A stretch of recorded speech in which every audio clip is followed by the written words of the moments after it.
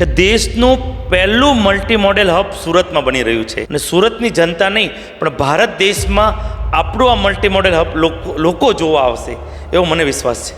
સુરત ઘણા વર્ષોથી બીજા ત્રીજા ક્રમે આવી રહ્યું હતું સ્વચ્છતા માટે, પરંતુ આ વર્ષે તમારા નેતૃત્વ હેઠળ અને સુરતની જનતાના કામગીરી હેઠળ આપણે પહેલો નંબર આવ્યો આખા ભારતમાં. છેલ્લા વર્ષની વાત કરું 2024માં જ્યારે મન કી બાતમાં આદરણીય પ્રધાનમંત્રીશ્રીએ સ્વચ્છતા વિશે સુરતની એનજીઓનો ઉત્સાહ વધાર્યો. આ અમારી માટે બૂસ્ટ હતો. અમે એક સેનિટરી ઓફિસ દત્તક લીધી. એક સેનિટરી ઓફિસ લગભગ 20-25 સોસાયટીને કંટ્રોલ કરતી હોય. અમે મોનિટરિંગ કર્યું. એમાં આદરણીય પાટીલ સાહેબ દ્વારા અમે ફરીવાર ઇન્સ્પેક્શન કર્યું ભારત સરકારમાં. 7 સ્ટાર કેટેગરી અમને ઇન્સ્પેક્શન બાદ મળ્યું. એમાં અમારા 200 માર્ક વધી ગયા. અમે સુરત અને ઇન્દોરની સાથે આવી ગયા અને દેશમાં સ્વચ્છતામાં તમામ સુરતીઓનો સાથ સહકારથી વહીવટતંત્ર શાસન કરતા અને અમારા ગુજરાતના મુખ્યમંત્રી ભૂપેન્દ્રભાઈ પટેલ સાહેબ અને જળશક્તિ મંત્રી સી આર પાટીલ સાહેબના માર્ગદર્શનમાં અમે આજે સ્વચ્છતામાં પહેલો નંબર લાવી શકીએ. મારી સાથે છે પોડકાસ્ટમાં સુરતના માનનીય મેયર શ્રી દક્ષેશ માવાણી સાહેબ. સાહેબ, welcome to the podcast. Thank you. અને સાહેબ, સૌથી પહેલો સવાલ એ જ છે મારો કે જે લોકોની ડ્રીમ પણ છે સુરતની અને બહુ મોટું કામ આપણે કરી રહ્યા છે, તો મેટ્રો પ્રોજેક્ટ આપણો ક્યાં સુધી પહોંચ્યો છે અને ક્યાં સુધીનું આપણું લક્ષ્ય છે એમને ચાલુ કરવા માટેનું? હું પહેલાં તો આપણી ચેનલના માધ્યમથી આદરણીય પ્રધાનમંત્રી શ્રી નરેન્દ્રભાઈ મોદીનો હૃદયપૂર્વકનો આભાર માનું છું કે સુરતને આ પ્રોજેક્ટ આપ્યો. હું વાત કરું મેટ્રો ટ્રેનની 2 ફેઝમાં કામ અત્યારે શરૂ છે.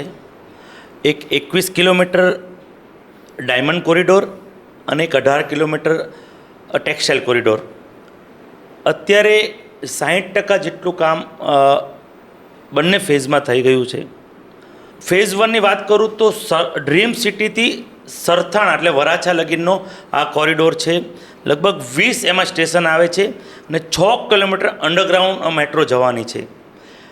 હું વાત કરું તો 26ના એન્ડ સુધી લક્ષ્યાંક છે, એટલે 27માં સુરતમાં મેટ્રો ટ્રેન ફરતી થઈ જશે એવો મને વિશ્વાસ છે. થેન્ક યુ સાહેબ. સુરતીઓ માટે આ બહુ ઇમ્પોર્ટન્ટ પ્રશ્ન હતો અને એની સાથે એક જોડાયેલો પ્રશ્ન છે કે સુરતનું આપણું જે ડેવલપમેન્ટ થઈ રહ્યું છે સુરત સ્ટેશન, એના માટે ઘણા લોકો બહુ ઉત્સુક પણ છે સુરતના લોકો કે શું નવું આવશે, તો સુરતીઓને જણાવી દઈએ કે શું આપણે નવું કરી રહ્યા છે સુરત રેલવે સ્ટેશનમાં અને આગળ શું સુવિધાઓ મળશે. કે દેશનું પહેલું મલ્ટી મોડેલ હબ સુરતમાં બની રહ્યું છે. આની વિશેષતા એ છે કે એક જ જગ્યાએ તમને ગુજરાત સરકારની બસ ગુજરાતમાં પણ ક્યાંય જવું હોય, સુરતમાં કોઈ બહારથી આવે અને એને બીઆરટીએસ બસમાં જવું હોય તે પણ એક જ જગ્યાએથી, કોઈને ટેક્સી બાંધવી હોય, કોઈને રિક્ષા બાંધવી હોય, એક જ સ્થળથી બધું જ અવેલેબલ થવાવાળું ગુજરાતનું પહેલું મલ્ટી મોડેલ હબ છે. હું તમને આમાં વાત કરું તો આ મલ્ટી મોડેલ હબમાં આશરે 36 જેટલી તો એમાં લિફ્ટ છે, 2 વોકવે એસ્કેલેટર છે અને લગભગ તમને વાત કરું તો 60 જેટલા એસ્કેલેટર છે.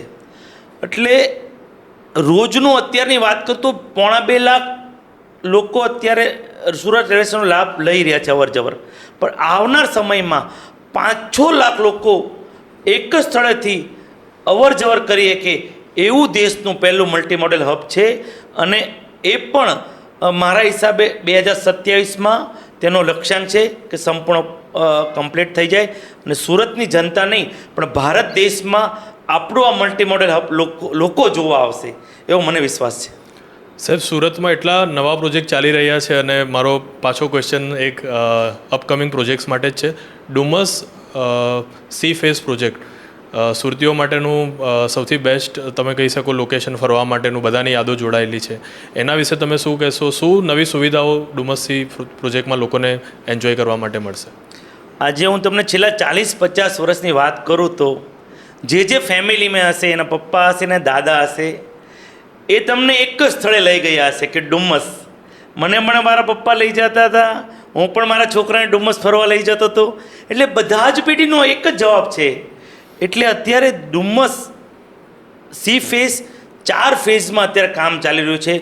2 ફેઝનું ઇનોગ્રેશન આ વર્ષે થઈ જશે. એટલે કુલ 700 કરોડના ખર્ચે આખો ડુમસ ફેઝનો વિકાસ થઈ રહ્યો છે.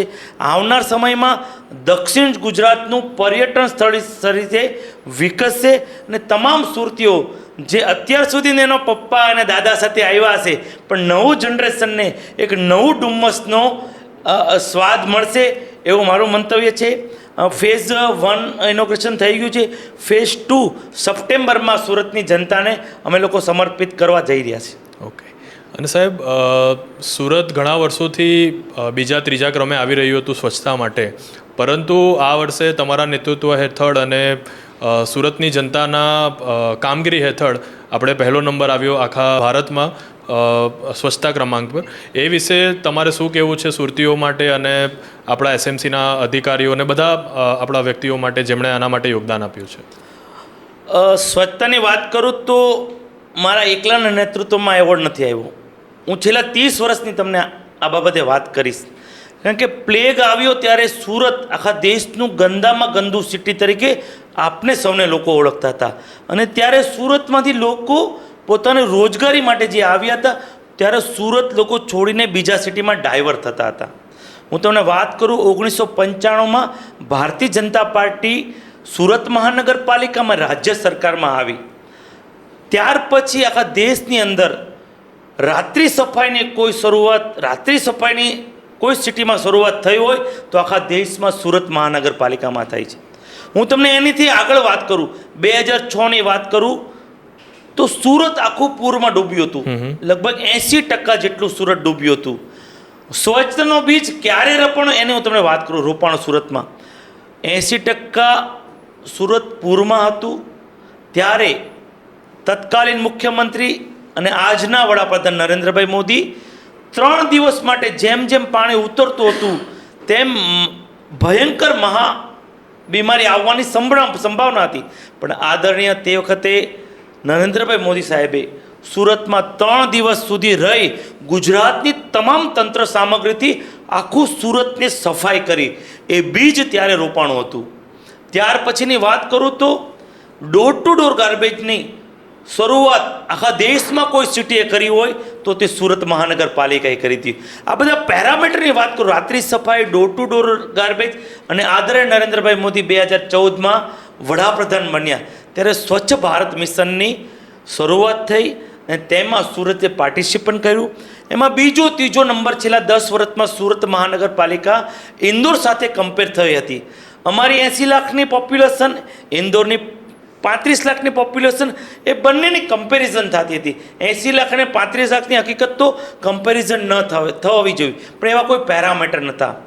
પણ છેલ્લા વર્ષની વાત કરું, 2024માં જ્યારે મન કી બાતમાં આદરણીય પ્રધાનમંત્રીશ્રીએ સ્વચ્છતા વિશે સુરતની એનજીઓનો ઉત્સાહ વધાર્યો.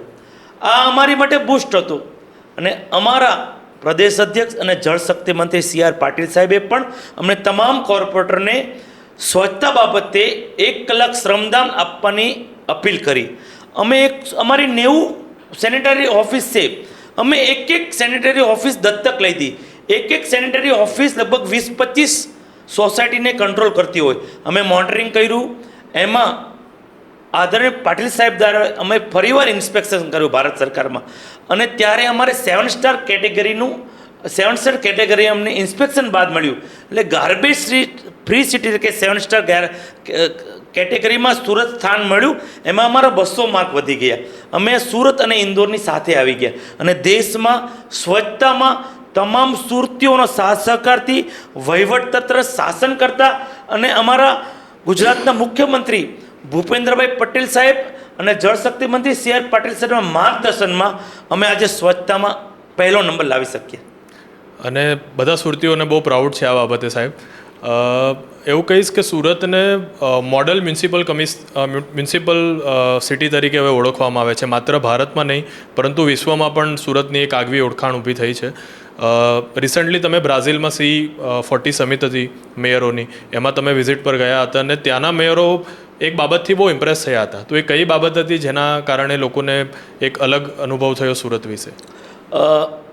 C40માં સુરતને સ્થાન મળ્યું એ આપણા સૌ માટે ગર્વ લેવા જેવી વાત છે. વિશ્વના 40 સિટીના મેયર અને એમાં સુરત આખા દેશમાં પહેલીવાર આપણે સ્થાન મળ્યું હતું. હું તમને વાત કરું તો મારી 3.5 મિનિટની સ્પીચ હતી વિશ્વના મેયરની સામે, પણ એક વાત 8-9 મેયરને બહુ ગમી.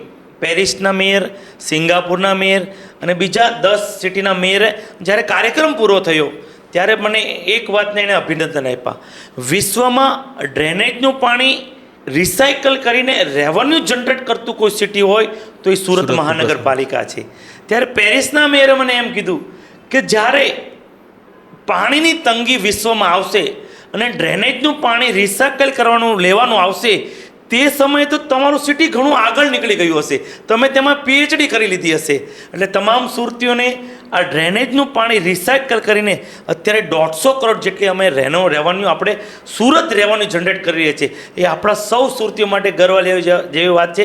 આવનાર સમયમાં બીજી 3-4 કંપનીએ 200 mld ડ્રેનેજનું પાણી રિસાયકલ કરીને આપણી પાસે માંગ્યું છે. જો આવનાર સમયમાં આવનારામાં શક્ય થશે તો આ રેવન્યુ જનરેટ 400-500 કરોડનું ડ્રેનેજનું પાણીની વેચીને કોઈ સિટી કામ કરતું હોય તો એ સુરત મહાનગરપાલિકા હશે. અને સાહેબ, તાજેતરમાં જ સુરતનું 2025-26નું બજેટ આવ્યું છે, તો એના કયા મહત્ત્વના મુદ્દાઓ છે, કયા ડેવલપમેન્ટ છે જે તમે સુરતીઓ સાથે શેર કરવા માંગશો? પહેલાં તો એક પણ કર દર વધારે વગર દેશમાં ત્રીજી મહાનગરપાલિકા એવી છે કે 10,000 કરોડનું બજેટ આપ્યું છે. આની મુખ્ય વાત એ છે કે જ્યારે પણ મોન્સૂન આવે છે ત્યારે પાણી અને ડામરને વેર હોય છે અને ઘણી જગ્યાએ ખાડા પડી જાય છે. પણ અમારા આદરણીય જળશક્તિ મંત્રી CR પાટીલ સાહેબ અમને કહેતા કે સુરતના તમે મોટા પ્રોજેક્ટ 2-3 નહીં કરતા પણ તમામ રોડ CC રોડ કરી નાખો તો આવનાર સમયમાં જે મોન્સૂનમાં ખાડા પડી જાય છે એ સુરતીઓને હાલાકી ન ભોગવવી પડે. એટલે આ વર્ષે અમે 400 કરોડના 18 મીટર અને 24 મીટરના 57 રોડ અમે આ વર્ષે લઈ લીધા છે. એમ દર વર્ષે અમે 400 કરોડના રોડ દરેક બજેટમાં મૂકતા જશું અને આવનાર 4-5 વર્ષમાં સુરતના તમામ રોડ CC રોડ કરવા અમે જઈ રહ્યા છે. ને આવનાર સમયમાં જ્યારે પણ મોન્સૂન આવે, વરસાદ વધારે આવે ત્યારે ખાડા પડવાના જે બનાવ બને છે એ સુરતીઓને હાલાકી નહીં ભોગવવી પડે. અમે અત્યારે 400 કરોડના રોડ મૂકી અને એક બીજ રોપી દીધું છે. સાહેબ, બજેટની જ વાત કરીએ તો વિપક્ષનો અમુકવાર એ રીતના આક્ષેપો છે કે એમને બોલવા દેવામાં આવતા નથી, કે એમને એમના મુદ્દાઓ મૂકવા દેવામાં આવતા નથી અને સસ્પેન્ડ કરવામાં આવે છે. તો આ વિશે તમારું શું મંતવ્ય છે અને તમે શું એમાં કહેવા માંગો છો? હું જ્યારથી મેયર મેં સંભાળ્યું છે ત્યારે પત્રકાર મિત્રો પણ જનરલ બોર્ડમાં બેસતા હોય છે, પણ વિપક્ષનો જ્યારે પણ અવાજ હશે મેં દબાયો નથી. હું એને બોલવાનો પૂરતો મોકો આપું છું. અને બજેટની મહત્ત્વની ચર્ચા ચાલી રહી હોય જ્યારે અધ્યક્ષશ્રી તમને 10 વાર બેસવાનું કહે, તમે અધ્યક્ષશ્રીની ગરિમા નહીં જાળવો ત્યારે મારે બજેટને ચલાવવા માટે કઠોર નિર્ણય લેવા પડતા હોય છે. હું એને 3 વાર 4 વાર 5 વાર કન્વિન્સ કરતો હોઉં છું દરેક બજેટમાં, અને પત્રકાર મિત્રો અને બેઠા હોય છે અને હું એને કન્વિન્સ કરતો હોય અધ્યક્ષનું ગરિમા જાળવો અને બજેટનું સદનની ગરિમા જાળવો. ત્યારે પણ જ્યારે અધ્યક્ષને પણ એ લોકો ગરિમા નથી જાળવતા, જ્યારે અધ્યક્ષ 3-3, 4-4, 10-10 વાર બોલતા હોય કે વિપક્ષના નેતાને કહેતા હોય કે બેન તમે બેસી જાઓ, આવું 10-10 વાર જ્યારે અધ્યક્ષ બોલે છતાં પણ ન બેસે, ખાલી પોતાને સદનને ડિસ્ટર્બ કરવા માટે જ આવતા હોય. તંદુરસ્ત ચર્ચા કરે. આખા દિવસમાં 120 કોર્પોરેટર, વિપક્ષમાં તો મેં 7 કોર્પોરેટરને બોલાવ્યા. એને અમારી શાસક પક્ષની ટકાવારી કરતાં પણ એમને મેં મહત્ત્વ આપ્યું, છતાં પણ સદનની ગરિમા નથી જાળવતા. ત્યારે મારે કઠોર નિર્ણય લેવા પડે છે. સાહેબ, સુરતમાં 2 જે ચેન્જીસ આવ્યા ટૂંકા સમયમાં, એક છે ટ્રાફિક સિગ્નલ અને એક છે હેલ્મેટ, અને એ વિશે સુરતમાં મિક્સ પ્રતિભાવ આવી રહ્યા છે. ઘણા લોકોને પસંદ છે, ઘણા લોકો અપ્રિશિએટ કરી રહ્યા છે, અને ઘણા લોકોને ચેન્જ ગમતા નથી, તો એમને નથી મજા આવી રહી આ નવી સિસ્ટમથી. તો તમારો શું સંદેશ છે આ બાબતે સુરતીઓ માટે? આજે વિશ્વમાં ફાસ્ટેસ્ટ ગ્રોઈંગ વર્લ્ડ ઇકોનોમિક ઓક્સફોર્ડનો રિપોર્ટ છે 2030નો કે વિશ્વમાં ફાસ્ટેસ્ટ ગ્રોઈંગ સિટી છે આપણું 1 થી 10 સિટીમાં. એટલે અત્યારે આપણી સિટી વિશ્વના સારા સિટી સાથે ગણના થઈ રહી છે. અને એ સિટીમાં સિગ્નલ ન હોય. સુરત મહાનગરપાલિકા અને સુરત પોલીસ દ્વારા આ એવું ઇનિશિયેટિવ લીધું છે જે વર્ષો લોકો યાદ કરશે. હું તમને વાત કરું, 213 સિગ્નલ અમારા છે. સુરતમાં ખૂબ જ સારા સર્કલ હતા. કોઈ 1 કરોડ રૂપિયા ખર્ચાયા, કોઈ અમારે 44 સર્કલ તોડવા પડ્યા. છેલ્લા 9 મહિનાની વાત કરું તો શું બદલાવ થયો. ઘણા લોકો અમારી સાથે સહમત નથી, પણ સુરતમાં અમે 90 જેટલા માનવ મોત બચાવ્યા છે. બહુ મોટી વાત છે. અને રોજની સુરત પોલીસ દ્વારા અમને કહેવામાં આવ્યું કે રોજની 300 અરજી એવી થતી હતી. કોઈ બેનનો મોબાઈલ ચોરાઈ ગયો હોય, કોઈનો ચેન સ્નેચિંગ થયું હોય. અને 2 સુરતીનો તાસીર છે. બંને સુરતીઓ ઝઘડો કરશે, બંનેને એક્સિડન્ટમાં કંઈ વાગ્યું ન હશે, એકબીજાની ગાડી અથડાઈ હશે, પણ બંને જણા પોલીસમાં જઈને અરજી કરશે એકબીજા વિશે. આવી 300 અરજી રોજ સુરત પોલીસમાં થતી હતી. મને કહેતા આનંદ થાય છે, એ અરજીની ટકાવારી કરીએ તો અત્યારે 10% થઈ ગઈ. રોજની 30-35 અરજી આવે છે. પણ છેલ્લા 9 મહિનામાં જે એક્સિડન્ટના મોત થયા એની વાત કરું, મગજની ઈજાના હિસાબે મોત થયા. એટલે રાજ્યના ગૃહમંત્રી સાહેબ એક મિટિંગમાં બેઠા હતા ને પોલીસ કમિશનર પણ બેઠા હતા. ત્યારે નિર્ણય લેવાયો કે અત્યારે વર્લ્ડનું ફાસ્ટેસ્ટ ગ્રોઈંગ સિટી છે, વર્લ્ડનું ડેલિગેશન સુરત આવતું હોય, એ સિટીમાં હેલ્મેટ વગરના માણસો હોય કેવું લાગે. હેલ્મેટથી ઘણા બૈરાઓ પણ મને કહેતા હોય છે કે 2 કિલોમીટર અમે શાકભાજી લેવા જઈએ છીએ, અમારે પણ હેલ્મેટ પહેરીને જવું છે. મેં એ બેનને કીધું, બેન તમારો એક્સિડન્ટ થાય અને બેન તમે તમારા ઘરમાં એક્સપાયર થઈ જાઓ, કેટલા જણ ડિસ્ટર્બ થઈ જશે. ત્યારે એ બેને કીધું નહીં, મારે હેલ્મેટ પહેરવું જ જોઈએ. જો હું મારા ઘરમાં ન હોય તો મારા 2 નાના બાળકો છે, મારા પતિ છે, એ આખું ઘર ડિસ્ટર્બ થઈ જાય.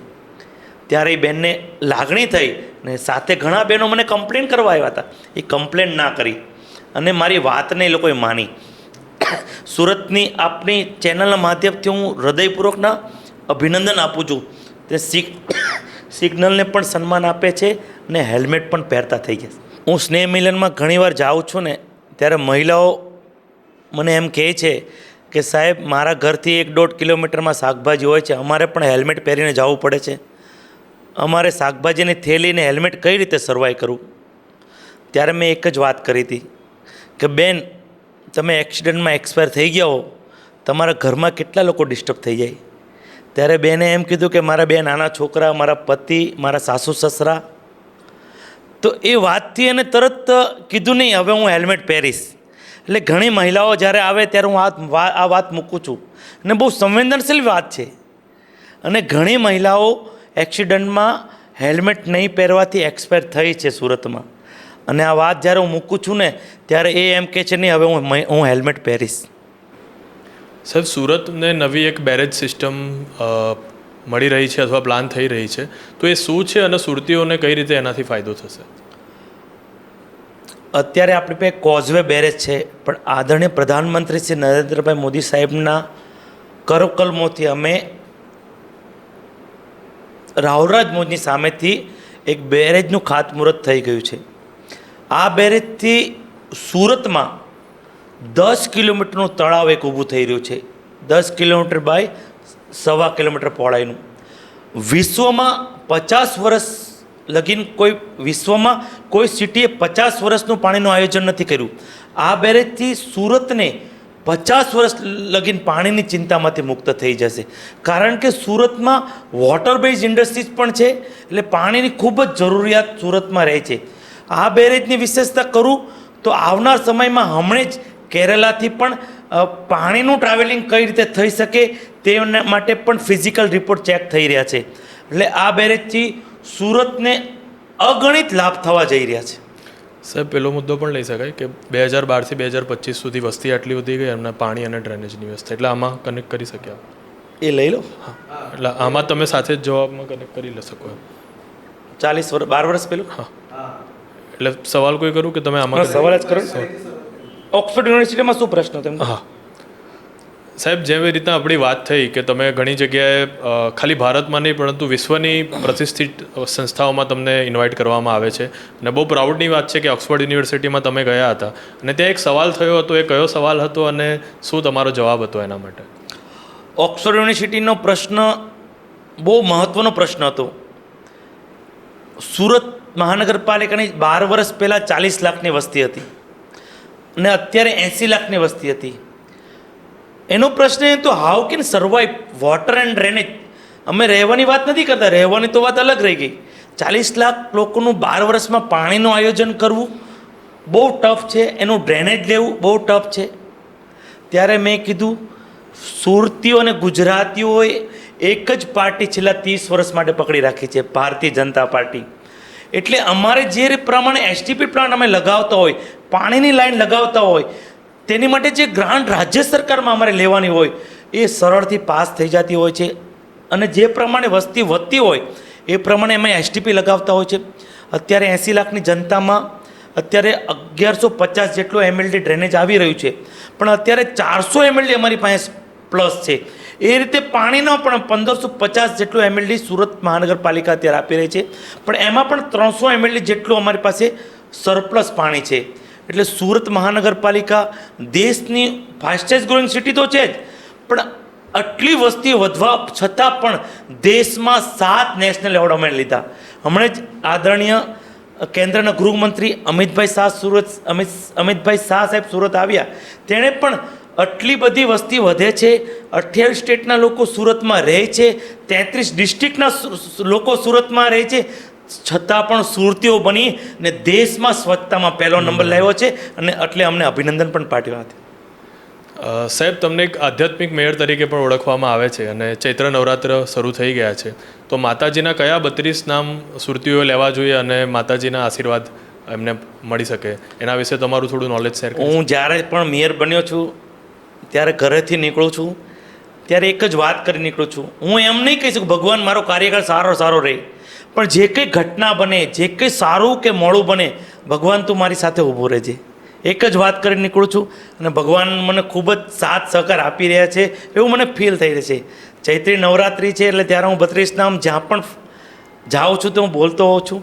દુર્ગા તિસમણી, દુર્ગા પદવી નિવારણી, દુર્ગા મચ્છેદિની, દુર્ગા સાધિની, દુર્ગા નાસિની, દુર્ગો દ્વારિણી, દુર્ગા નિયંત્રી, દુર્ગમ્માપા, દુર્ગમ જ્ઞાનદા, દુર્ગો દૈત્ય લોક દવાનારા, દુર્ગમ્મા લોકા, દુર્ગમ આત્મ સ્વરૂપિણી, દુર્ગમ માર્પદા, દુર્ગમ વિદ્યા, દુર્ગમ માસિતા, દુર્ગમ જ્ઞાન સંસ્થાના, દુર્ગા મધ્યન ભાષી, દુર્ગા મોહ, દુર્ગા મગા, દુર્ગા માર્થ સ્વરૂપિણી, દુર્ગા માસુર સંતિ, દુર્ગા માંગે, દુર્ગમતા, દુર્ગમ્યા, દુર્ગ મહેશ્વરી, દુર્ગ ભીમા, દુર્ગ ભામા, દુર્ગ ભા, દુર્ગ ધારણી.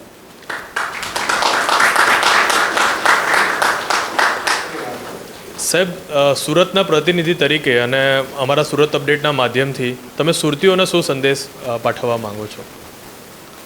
હું તમામ સુરતીઓને અત્યારે સ્વચ્છતામાં આખા દેશમાં પહેલો નંબર છે, આપણે સ્વચ્છતાના આગ્રહી બનવું જોઈએ. દેશ સેવા કે રાષ્ટ્ર સેવા ઘરથી જ શરૂ કરવી જોઈએ. એક સાચા નાગરિક આપણે બનવું જોઈએ.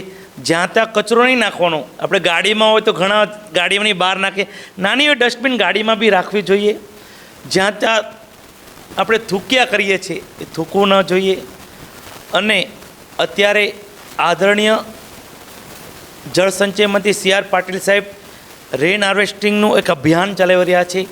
જો તમારા ઘરમાં વરસાદનું પાણી તમે ઘરમાં જ નીચે ઉતારી દો તો આવનાર સમયમાં સુરત વિશ્વમાં બધા ક્ષેત્રે ટોપ પર છે. જળ સંચય કરવામાં પણ આપણે ફર્સ્ટ રહેશું, એ જ અપીલ.